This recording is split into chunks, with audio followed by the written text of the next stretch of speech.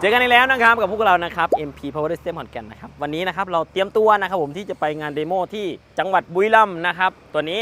มาในรูปแบบใหม่นะครับตัวเบสของเราวันนี้ลงเป็นเบส3แถวนะครับหรือว่าการทำอินไฟนะครับผมตัวนี้ก็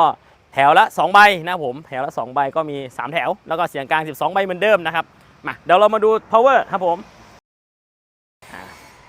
power นะครับผม power ที่เราใช้นะครับสำหรับงานนี้นะครับผมเป็น power ของ Atlas Audio นะครับตัวนี้นะครับเราใช้2 channel 3 ตัวนะครับสำรองไว้1แท่นนะครับแล้วก็มี4 channel 2 ตัวนะครับเราเล่นเป็น channel ละ2ใบนะครับผมตัวนี้นะครับแล้วก็ตัวคอร์สก็จะเป็นไบแอมออเดียนะครับตัวเดิมนะครับตัวนี้เราทำพรีเซตไว้เป็นเข้า4ออก8นะครับตัวนี้นะโอเคเดี๋ยวเราไปดูบรรยากาศรวมๆตอนติดตั้งกันเลยนะครับ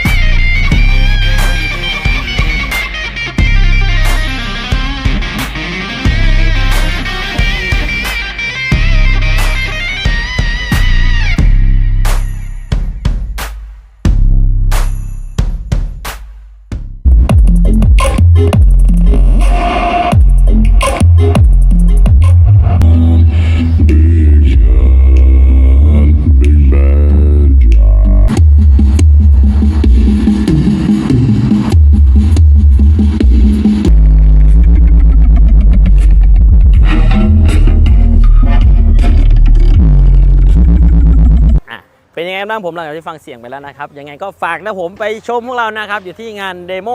จังหวัดบุรีรัมย์นะครับงานนี้เรามีพิเศษและก็เซอร์ไพรส์ไปอีกแน่นอนงานนี้พร้อมบูธสินค้าราคาพิเศษในงานนะครับเราเจอกันที่หน้างานวันที่16 17ที่จะถึงนี้นะครับอยู่ที่จังหวัดบุรีรัมย์นะครับผมโอเคเลยเจอกันที่หน้างานครับสวัสดีครับ